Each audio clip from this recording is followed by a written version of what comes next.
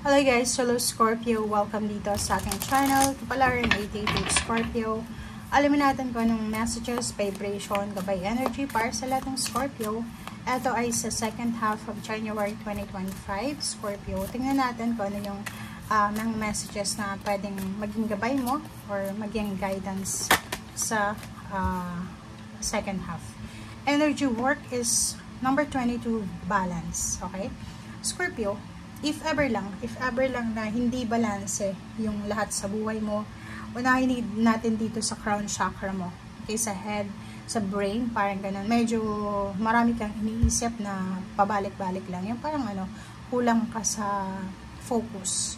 Sa heart, emotion, sa throat, may mga gusto kang sabihin pero hindi mo masabi. Sa heart naman, mayroon kang nararamdamang mga grudges, resentment, or kung ano pa man sa tiyan, yung parang excitement, hindi mo malaman kung ano, reproductive organ, kung ano man yan na hindi balance sa'yo, ay kailangan mong balansehin sa last 2 weeks of January. So, ibig sabihin, kailangan natin ng energy work. Trabahuhin natin ito. Okay? Huwag nating hayaan na, like for example, hindi ka makatulog sa gabi dahil sa sobrang pag-iisip. Hindi mo dapat hayaan na may mga issues kayo ng karelasyon mo. Hindi mo dapat pabayaan na kahit may gusto kang sabihin, hindi mo sinasabi kasi nagpi-people please ka. So, dito sinasabi na if ever kailangan ng balanse, kailangan mong balansehin ang iyong buhay sa lahat ng area sa buhay mo. Or, dito sinasabi na yung iba sa inyo, hindi na kailangan ng balanse kasi talagang magiging sobrang balanse ang takbo ng iyong buhay, financial, emotional, spiritual, or kung ano pa man. Okay, Scorpio. Okay, if you believe. So, dito din, sinasabi sa'yo, Scorpio, na kung naniniwala ka, lahat ng mga pinaniniwalaan mo ay magkakatotoo yan. Di ba yung faith natin? Di ba pag, halimbawa, pag kulang tayo sa tiwala sa sarili natin, wala ding ibang tao na magtitiwala sa atin kasi tayo nga wala tayong tiwala sa sarili natin. Dito sinasabi, if you believe, talagang mangyayari. Yung faith natin is importante yan. Okay? Kailangan mong maniwala. Kailangan mong maniwala sa milagro. Kailangan mong maniwala na kaya mo. Kailangan mong maniwala na naandyan ang ating Panginoon na para tulungan ka, rather. Or naniniwala ka dapat na lahat ng nangyayari dito sa mundo ay may dahilan. Lahat ng mga bagay-bagay dito ay walang coincidence dito. Talagang nakatadhana. Okay? Lahat. Okay. Okay, Prince of Disc, Scorpio, be mindful kasi sa last 2 weeks of January 2025, possible na may mag-offer sa'yo ng relationship. Ang taong ito is financially stable siya. Pwedeng malakas yung business niya, malaki yung ipon niya sa bangko, stable yung buhay financial niya. So, mag-iingat ka kung may asawa ka or may karelasyon dahil pwede kang matempt na tanggapin yung offer niya. So, yung taong ito, hindi lang money yung ino-offer, kundi stability sa relationship and money. Okay? So, if you're looking for a job, looking for a change sa business, meron dito specific na individual na pwedeng pumasok sa buhay mo and then bibigyan ka niya ng choices na or options na kailangan mong mag-desisyon. Okay? Next card is the Hermit. So, yun. It's either money, it's either love, it's either business, it's either financial, tangible, material things, pera talaga, yung i-offer sa'yo sa last 2 weeks of January. Make sure na pag-isipan natin ng mabuti. The Hermit is meditation, peace of mind, reflection. So, kailangan mag-reflect, huwag kang gagawa ng desisyon nang hindi mo pinag-iisipan. Okay? Kasi pwede kang magsisi sa bandang huli. Diba? So, ang dami-dami ditong messages. Pwedeng puputok yung messenger mo, yung chats, or pwedeng yung emails, if you have emails.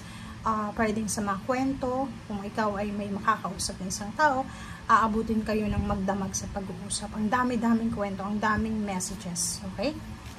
And Ten of Swords, good thing, this last 2 weeks, meron kang mga inner issues sa buhay mo. Like yung mga pain, heartaches, losses, emotional problems, or pwedeng mga issues sa past na possible na reconcile.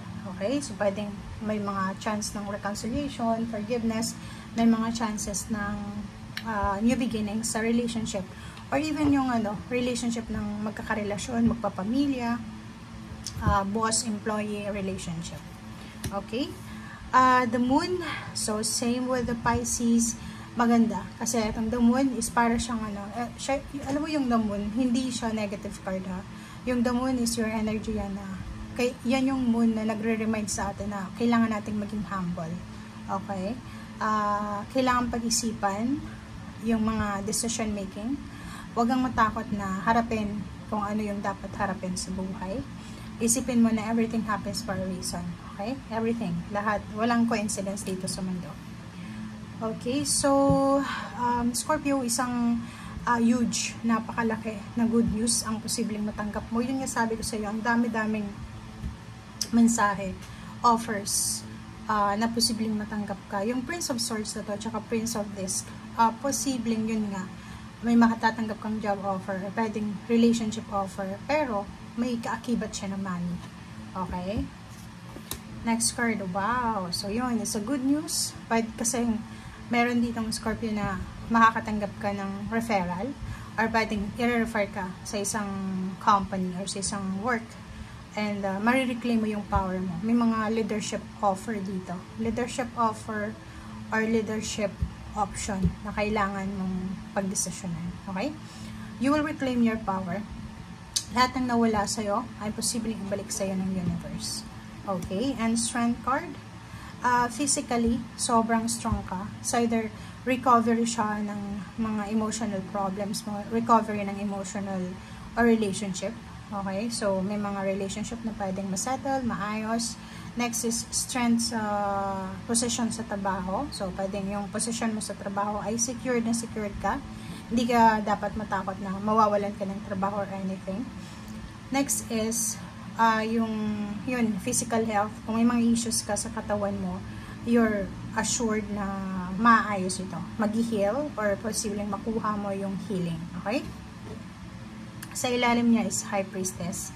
So, same with the Pisces, sinasabi sa'yo dito ng High Priestess na makinig ka sa sinasabi ng iyong intuition, ng iyong instinct, and yun, be humble. Okay, be humble.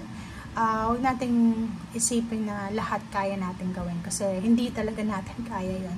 And let go of the things na hindi mo kayang kontrolin. Let go of the things or mga emotion, mga bagay-bagay, mga relationship, mga gusto mo na alam mong imposible talaga. Okay? Simulan mo yung taong ito, atong January na to, na go with the flow ka lang, kung ano yung darating, yun na yun. And yun, be contented, be satisfied kung ano yung blessing sa meron ka. Okay? Thank you guys. Bye!